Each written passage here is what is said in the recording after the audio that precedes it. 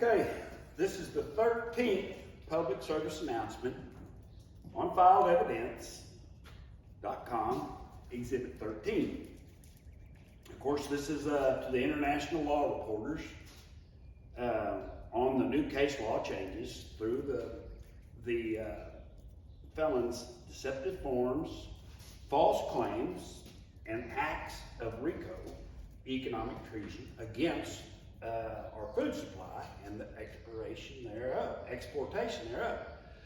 In other words, for every 5 pounds of beef I produce, it feeds our nation, and 1 pound is exported to assist in global food production to keep everybody fed. Now, this involvement, the best way I can explain it, and I've coined this phrase, RICO liability pyramid. In other words, on top of the pyramid is the bank's initial RICO activity of fraud and changing legal descriptions and everything else. And next comes the bank's director lawyer's law firm, and it increases it, and it just keeps increasing. Now this gives gives a lynch mob mentality, and the RICO liability pyramid, it bypassed all the federal designated funding, fines, and retribution owed to me, that the courts let slide and backed the corruption and went against a food producer, which is it's certainly not a good idea. Then the bank director's lawyers sacrificed his own law firm to the RICO liability pyramid. And this 13th public service announcement, it covers everything here, and Exhibit 13, which was filed with all the courts. Of course, the trustee's duty was to view all of it. By law, he's to view all of it. And the bank director lawyer's law firm backed the price fixing and double deed filings and recording, backed the collateralization of the same property twice, by filing and recording government confiscation of my property to put me out of business through their fraudulent foreclosure. Now, as we've seen before, in this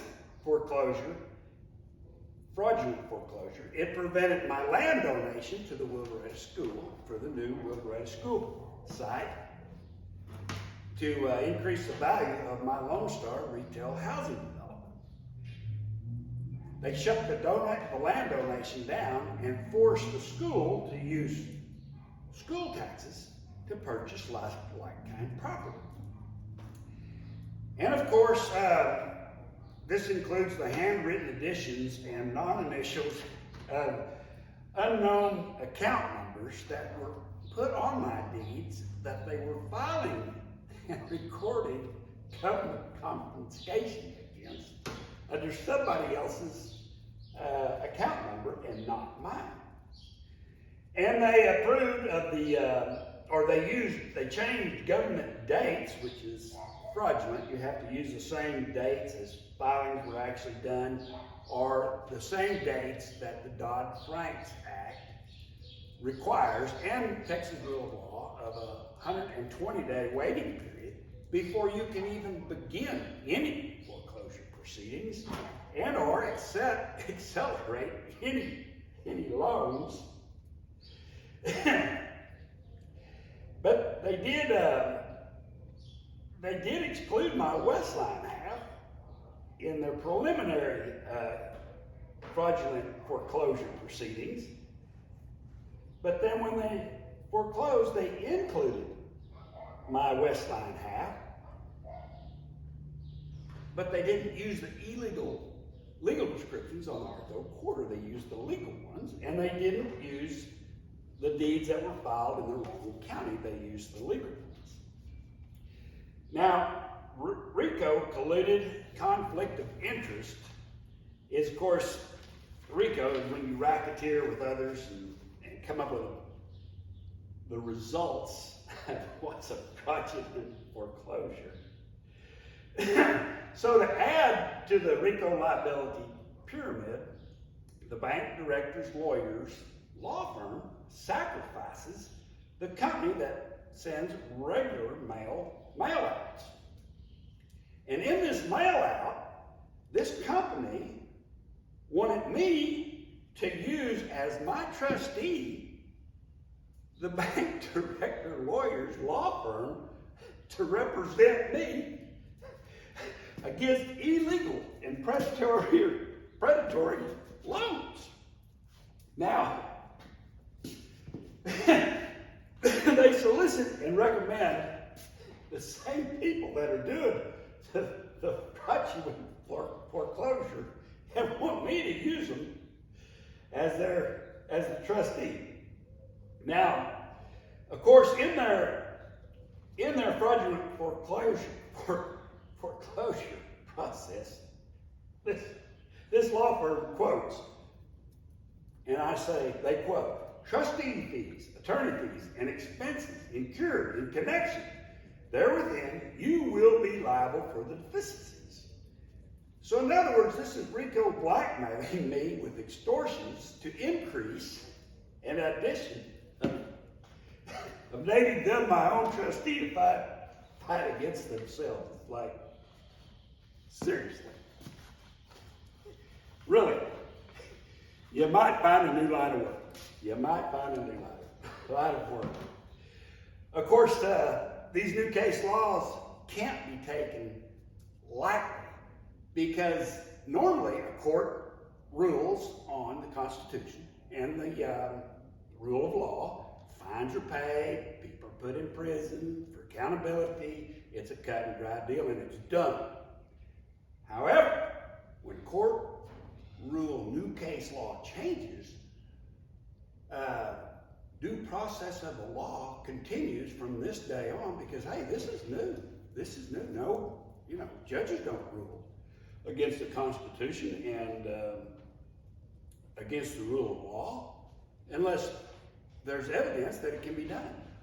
But on the contrary, filed evidence within the courts proves beyond a shadow of a doubt that this is straightforward corruption of a money laundering scam. And of course, this is your get out of jail free card if you're in prison or you're paying fines for like kind offenses or somebody's trying to prosecute you for like kind offenses. And it justifies any future felons' unsustainable short-term ill-gotten gains. Now, on International Consulting of Economics and Government Choices, long-term international markets fear no one. International markets simply don't care, nor do they fear which nations, court jesters, who ruled their legacy from this day forward on landmark decisions that were foolish enough to create, inflict, and allow these new case law changes as acts of economic treason against their very own nation's food supply and the exportation thereof. Knowingly, this will collapse any nation's economy. Don't bite the hand that feeds you is an old saying from political writer way back in the 1700s on economic and government choices, even into the 1800s. And when food was plentiful and the economy was booming, the government asked, what can the government do? And the producers' response was laissez-faire, which means leave us alone. Now we've got 8 billion mouths to feed in the world today. And